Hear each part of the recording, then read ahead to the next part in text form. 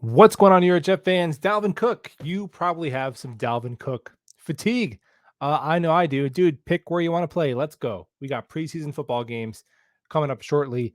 And I think during the visit where he was at practice, it started to there was a divide in Jets online spaces where the more nerdy analytical component of Jet fans, my buddies at Jet X Factor and Nania and Blewett and Sabo and Rivka, all people I respect.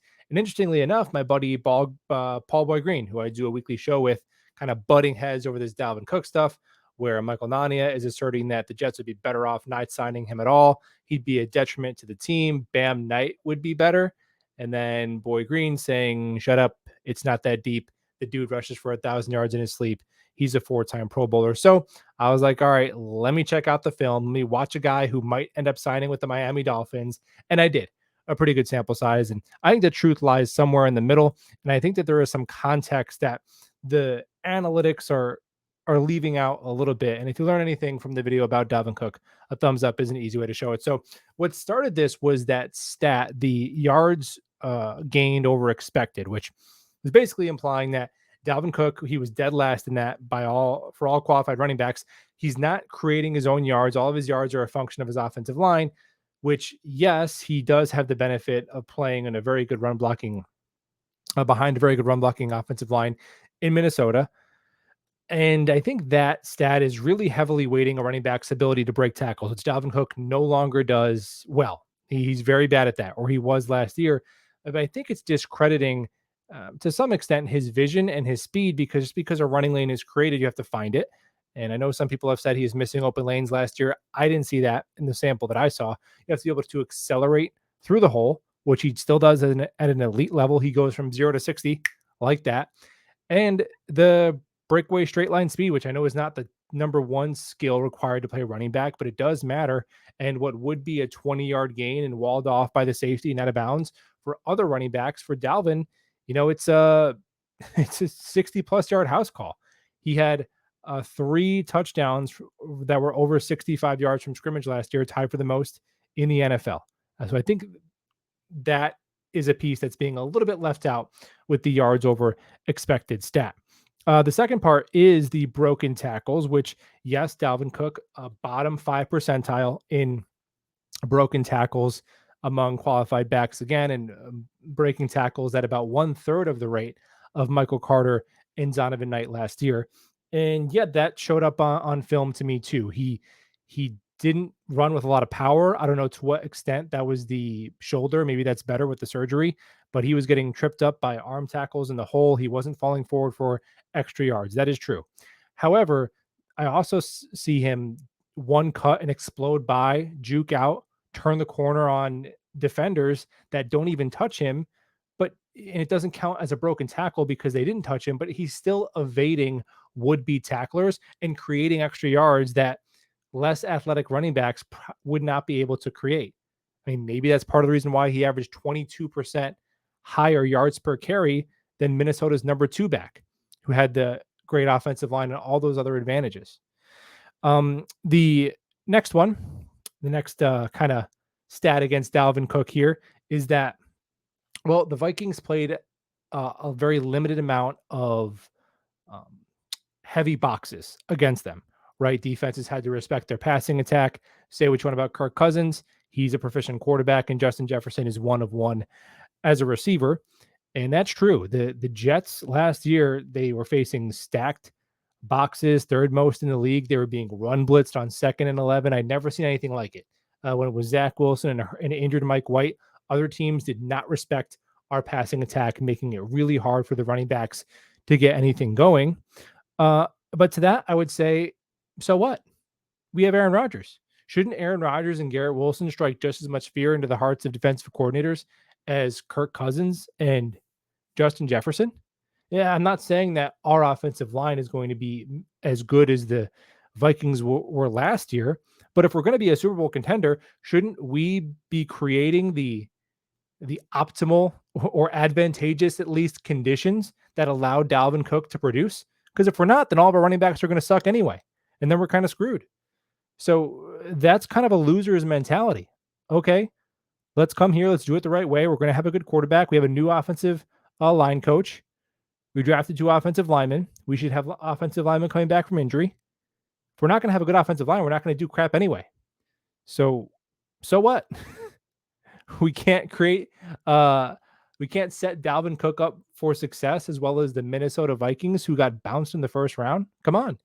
Then we're not serious. Now, the final one. Dalvin Cook has too many drops, fumbles, and is bad in pass protection. These are all true. And these there's not much context here. I will say the drops, his drop rate was one of the highest in the NFL. But if you total out, over the course of a 17 game season, if he got the same number of targets as Michael Carter or Bam Knight, he would only drop like 1 or 2 more passes than them over the course of a season. And we talk about, okay, a check down that would have gained 6 or 8 yards. That's not a huge deal. The fumbles are. A fumble is probably the most negative thing a running back can do. And Bam, his sample size is so small, but Dalvin does lose fumbles at twice the clip of Michael Carter. So that's pretty rough.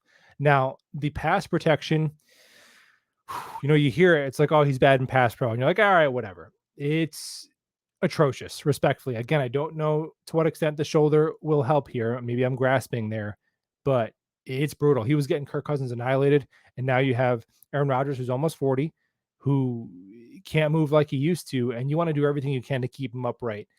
You can rotate as much as you can without tipping off the defense, but at the end of the day, it can't be, oh, Dalvin's in here, so it's a run play. There's only so long before defenses are going to figure that out. You have to be able to pick up a linebacker in the hole if you're going to play standing next to Aaron Rodgers. It's why Leonard Fournette's career got extended for 2 years because Tom Brady trusted him standing to his right in shotgun to keep him clean. So that is a massive weakness, almost to the extent of a liability at times, I would call it. So that's real. So the bottom line for me on Dalvin Cook is that our running back has more questions than answers, our running back room.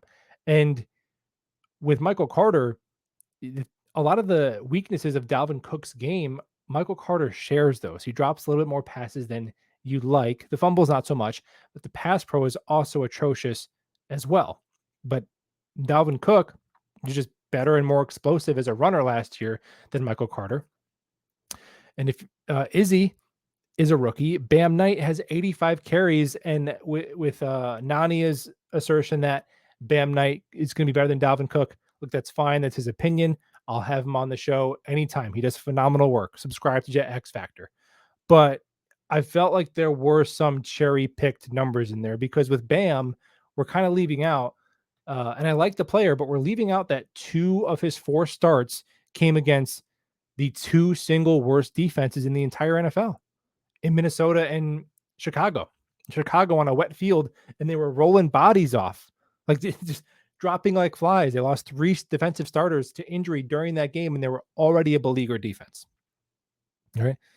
And you see it all the time in sports where sometimes players, when you increase their volume, they're less efficient. You see like a basketball player, oh, he scores 12 points a game in 15 minutes. If we play him 30 minutes, he'll score 24. It doesn't always work out like that. And then you find out, oh, that's why they're a reserve player. So that I think that's a little premature with Bam. So I don't see a Dalvin Cook as necessarily a need, but I'm going to go with a proven track record of a guy I know can handle the workload, a guy I know can produce, and he makes us better and he makes us deeper. And we have other areas that I like to invest in more. I like an offensive lineman, but I don't see a lot of offensive linemen on free agency that are moving the needle much for me. So if we're just going to save that money, I do a 1-year, $4 million deal. I'd rather him play for us than against us, but I'm not pounding the table.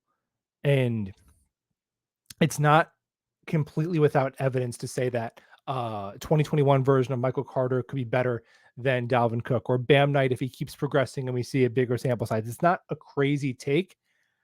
I just think there's a lot of ifs there.